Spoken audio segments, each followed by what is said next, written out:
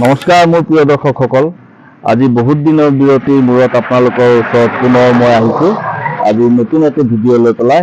আজিৰ ভিডিঅ'টিত মই ভাবিছোঁ আপোনালোকক দেখাম চনকা, মৰিগাঁৱৰ এটা ব্ৰহ্মপুত্ৰ পাৰৰ বৰ ধুনীয়া জেগা চনকা। তালৈ যাবলৈ ওলাই আহিছোঁ। এতিয়া আহি পাই অকণমান জিৰাইছোহি।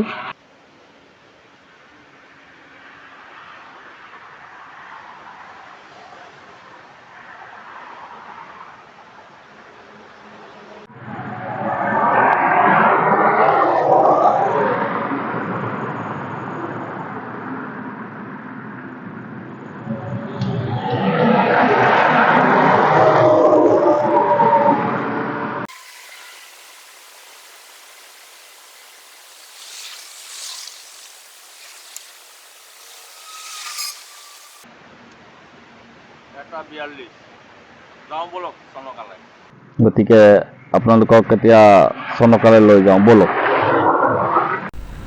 জিৰণি লৈ কিছু দূৰ আহোঁতে এয়া ধৰমটোলত কপিলী নদীৰ প্ৰাকৃতিক সৌন্দৰ্য উপভোগ কৰিলোঁ। কি মনোমোহা দৃশ্য! সৌৱা মেঘালয় পাহাৰ আৰু এয়া নগাঁও গুৱাহাটী নেশ্যনেল হাইৱে 4 লেন।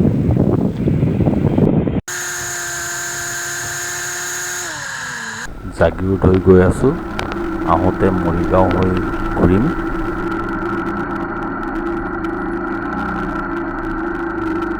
এয়া জাগিৰোড চাৰিআলি পাইছোঁহি আহি। এতিয়া সোঁহাতে যাম মৰিগাঁৱৰ ফালে। এয়া মৰিগাঁৱৰ ফালে টাৰ্ণিং ল'লোঁ।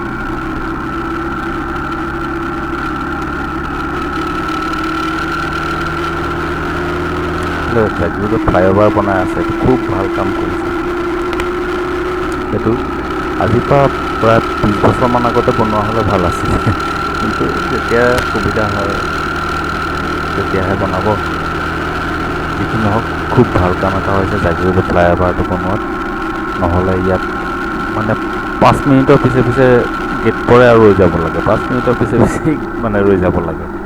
বহুত সময় অপচয় হয়। আৰু যেতিয়া গেটত ৰখায় তেতিয়া মানে 100-200 মানুহ ৰৈ যাবলগীয়া হয়। এতিয়া আমি এফালেদি ঘূৰাই নিব জাগিৰোড বজাৰৰ মাজেদি, মানে এফালে ৰাস্তা বনাই আছে কাৰণে ব্লক কৰি থোৱা হৈছে। এয়া জাগিৰোডৰ শুকান মাছৰ বজাৰ, এদিন সেয়াও দেখুৱাম। এই শুকান মাছৰ দত দি থৈছে। ইয়ালৈ নৰ্থ ইষ্টৰ বিভিন্ন জেগাত যায়, বহুত ডাঙৰ বজাৰ শুকান মাছৰ।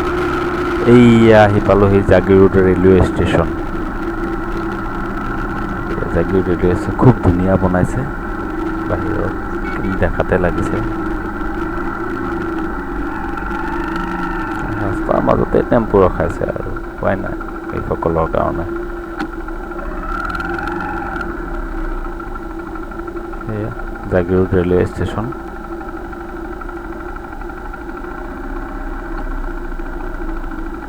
যাওঁ, গৈ থাকোঁ, দেৰি হৈছে। এনেই বহুত দেৰি হ'ল, পলম হ'ল। আচলতে চনকাত সূৰ্য অস্তটোহে ভাল দেখি, সেইকাৰণে মই অলপ দেৰিকৈ ওলালোঁ ঘৰৰ পৰা। আকৌ থৌৱা দেখা পাইছে জাগিৰোডৰ উৰণীয়া সেতু, ফ্লাইঅভাৰ যাক কয়, বনাই আছে। প্ৰায় শেষেই হৈছেগৈ যেন পাইছোঁ, দেখাতটো লাগিছে। এতিয়া আকৌ আমি বাওঁফালে ঘূৰি আগৰ পুনৰ সেই ৰাস্তাত লগ গেট পৰিলেই। মই কৈছিলোঁ নহয় অলপ আগতে, 5 মিনিটৰ 10 মিনিটৰ মূৰে মূৰে গেটখন পৰি পৰি যায়, ট্ৰেইন অহা যোৱা কৰে। চাওঁ কোনখন ট্ৰেইন আহে এইবাৰ, দেখুৱাবলৈ চেষ্টা কৰিম। এই চেপটো দিয়ে গুচি যাওঁ।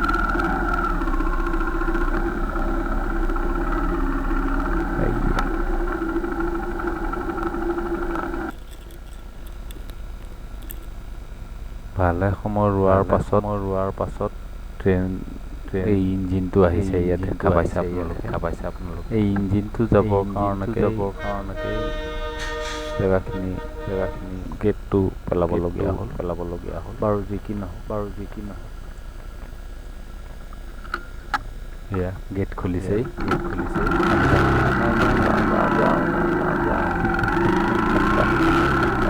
সেয়া দেখিছে প্ৰায় 150মান মানুহ সিপাৰে মিলাই ৰৈ যাবলগীয়া হৈছে প্ৰত্যেকবাৰ গেট কৰোঁতেই কিমান মানুহ ৰয় প্ৰত্যেকবাৰ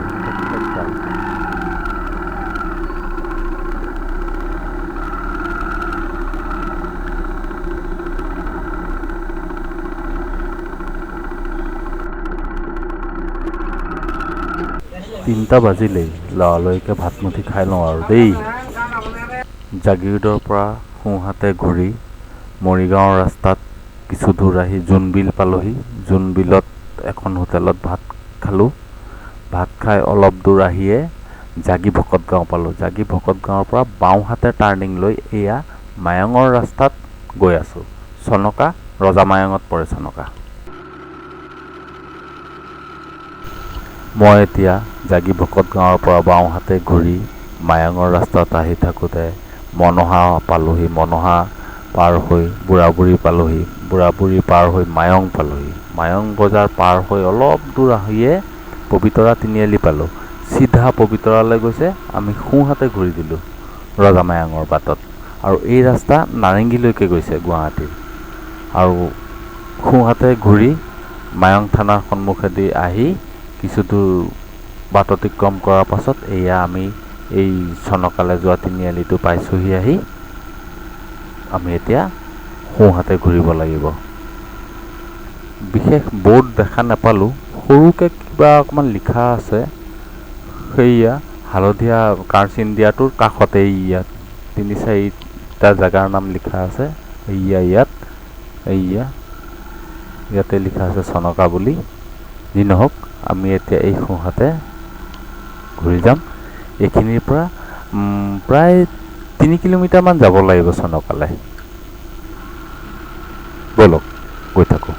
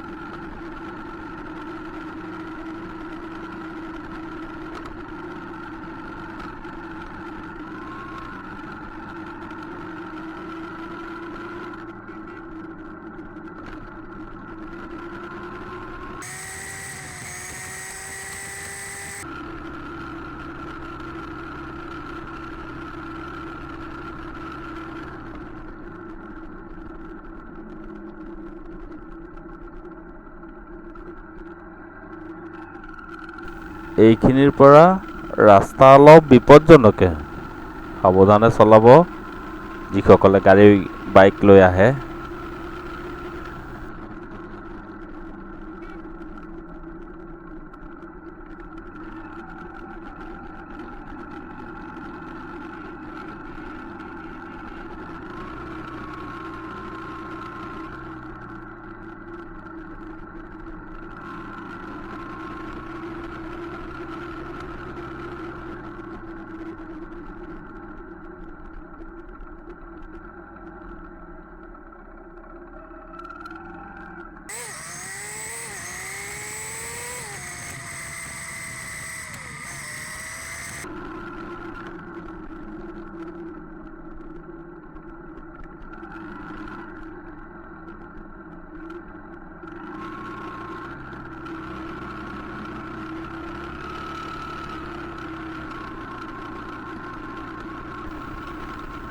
এইকণৰ পৰা ভীষণ আপ 1 নম্বৰত উঠাবলগীয়া হৈছে ছিংগুল মানুহটো গৈছোঁ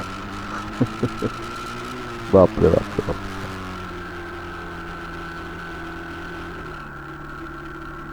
দেখিছে কিমান শ্ল' হৈ গৈছেগৈ মুঠতে এনেও মোৰখন কমজুৰিয়ে অকণমান 100cc বাইক কমজুৰিহে কিন্তু মাইলেজ বহুত পাওঁ মই ঘূৰি ফুৰিবলৈ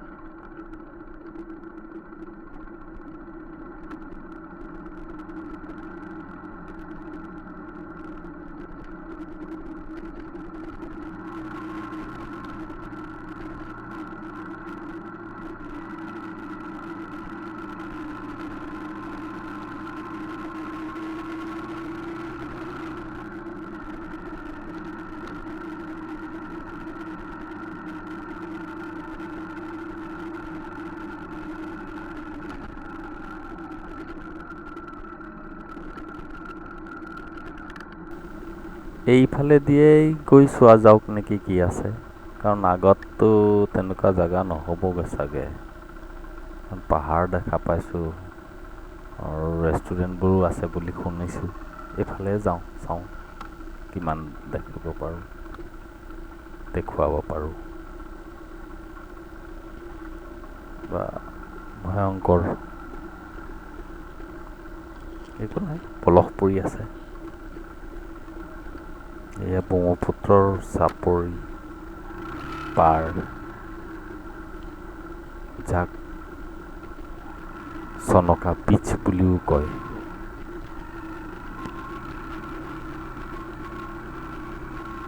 বাহ, কি সুন্দৰ। এয়া চাগে কহুৱা বন ফুলাৰ সময়ত আৰু ধুনীয়া লাগিব শৰৎ কালত, দুৰ্গা পূজাৰ আগে আগে। গোটেইখন কহুৱা বন হৈ আছিল চাগে। কোনফালে যাম এতিয়া, ৰাস্তাই বিচাৰি পোৱা নাই নহয়।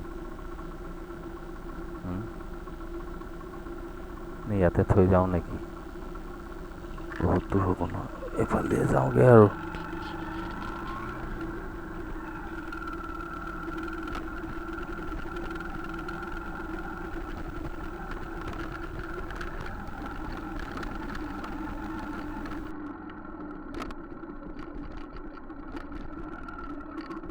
শ্লিপ হৈছিলে এতিয়া। এখন বাইক দেখা পাইছোঁ, কোনোবা আহিছে ফুৰিবলৈ। বাহ, কি সুন্দৰ দৃশ্য। জাগিৰোডত বন্ধুজনক লগ কৰি চাগে ভুল নকৰিলোঁ, এইটোৱে চাগে মেইন সময়, আচল সময় এইখিনিৰ। দিনতটোতো ভালেই লাগিব, ব্ৰহ্মপুত্ৰৰ বালি চিকমিকাই থাকিব বেলিৰ পোহৰত। এতিয়াও কম ধুনীয়া লাগি থকা নাই। বালিত ফচি গৈছে, আৰু নিব নোৱাৰি। নাই, আৰু নিব নোৱাৰি, এইখিনিতে থৈ যাওঁ বাইকখন। মোৰ প্ৰিয় দৰ্শকসকল, এয়াই হৈছে সেই চনকা। একদম সাগৰৰ পাৰৰ নিচিনা, একদম চি বিচৰ নিচিনা লাগিছে দেখাত। এয়া চাওক, একদম বালিময়। মটৰচাইকেলখন আনিব নোৱাৰিলোঁ, বালিত ফচি গ'লগৈ সেইখিনি জেগাত। যি কি নহওক, আমি পালোহি। আৰু মোৰ পিছফালে আপোনালোকে দেখা পাইছে মহাবাহু ব্ৰহ্মপুত্ৰ।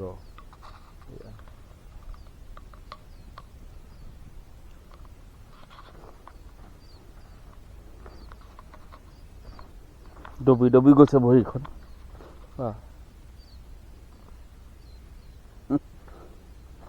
আচলতে মহাবাহু ব্ৰহ্মপুত্ৰৰ ইমান কাষলৈ আহিব নোৱাৰি, গৰাখহনীয়া হোৱাৰ ভয়ত, কিন্তু এইখিনি এলেকাত পাৰি।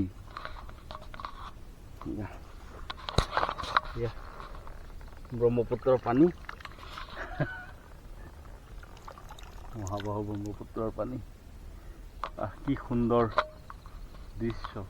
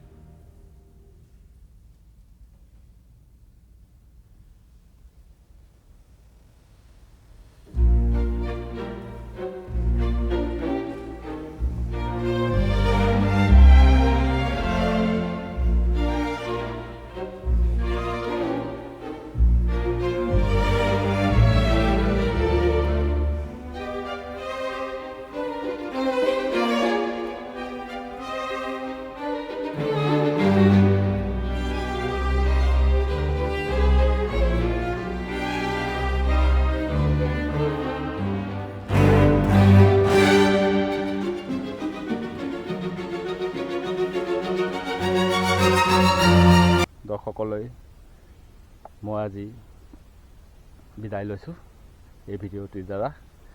আকৌ পুনৰাই আহিম বেলেগ এটি ভিডিঅ'ত। এই ভিডিঅ'টি চোৱাৰ বাবে ধন্যবাদ।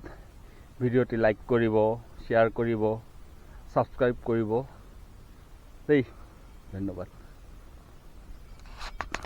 আপোনালোকে কমেণ্ট কৰি এটা কথা জনাবচোন, এই যে মই যে এইফালে আহোঁতে যে ৰাস্তাবিলাক দেখুৱাই আহোঁ, সেই ৰাস্তাবিলাক চাওঁতে আপোনালোকে বৰ পায় নেকি? যদি বৰ পায় জনাব। আজিতো মই ৰাস্তা উঠোৱা নাই, দেখা পাইছোঁ মই স্কিপ কৰি যায় সেইখিনি জেগা। গতিকে সেইকাৰণে যিমান পাৰোঁ চমুৱাবলৈ চেষ্টা কৰিছোঁ ভিডিঅ'টো। ৰাস্তাবিলাক মই সেইকাৰণে আজি নুঠালোৱে। গতিকে মুখেৰে জনাই দিছোঁ যে কেনেকৈ আহিব লাগে। কমেণ্ট কৰিবচোন আপোনালোকে, ৰাস্তাবিলাক দেখুৱালে ভাল পায় নে নেদেখুৱালে ভাল পায়।